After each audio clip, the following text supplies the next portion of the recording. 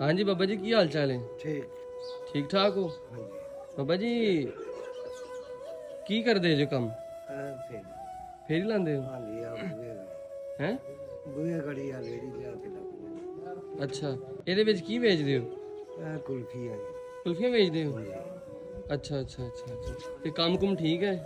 ऐदा ही है कोई नहीं काम गुजारा ही नहीं होंदा ਅੱਛਾ मेरी मजबूरी है हम बुए लागे ले आके रख लेदा 5 बच्चे ये मजबूरी है ਉਹਨਾਂ ਨੂੰ ਪਾਲਣਾ ਹੈ ਹੋਰ ਕੀ ਕਰਨਾ ਕਿਰਾਏ ਤੇ ਬੈਠੇ ਹੂੰ ਤੇ ਆਪਣੀ ਰੋਟੀ ਵੀ ਨਹੀਂ ਪੂਰੀ ਹੁੰਦੀ ਕੋਈ ਮੰਗ ਤੰਗੇ ਸਾਥ ਤੇ ਮੁੱਤਾ ਲਾ ਅੱਛਾ ਹੋਰ ਕੀ ਕਰਨਾ ਹੈ ਬੂਹੇ ਲੱਗੇ ਆ ਬਾਜੂ ਟੁੱਟ ਗਏ ਕੱਲਾ ਮੈਂ ਕਮਾਉਣਾ ਅੱਛਾ ਤੇ ਕੋਈ ਕੰਮ ਨਹੀਂ ਹੂੰ ਕਰ ਨਹੀਂ ਸਕਦਾ ਕਰ ਲੱਗੇ ਆ ਕੀ ਮਸਲਾ ਕੀ ਵਾ?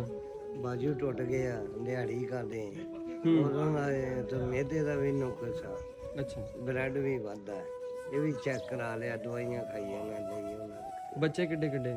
ਛੋਟੇ ਬੱਚੇ ਨਿੱਕੇ ਨਿੱਕੇ ਦੇ ਬੱਚੇ ਨੇ ਬੱਚੀ ਵੱਡੀ ਆ ਅੱਛਾ ਉਹ ਮਾੜਾ ਚੰਗਾ ਪੜ੍ਹਦੀ ਵੀ ਹੂੰ ਹੋਰ ਸਾਡੇ ਕੀ ਹੈ ਅੱਛਾ ਮਿਹਰਬਾਨੀ ਆ ਤੁਹਾਡੇ ਗੜੀ ਆ ਜੀ ਕਰ ਦਿਓ ਹੂੰ ਤਰਲਾ ਹੀ ਆ ਅੱਛਾ ਹਾਂਜੀ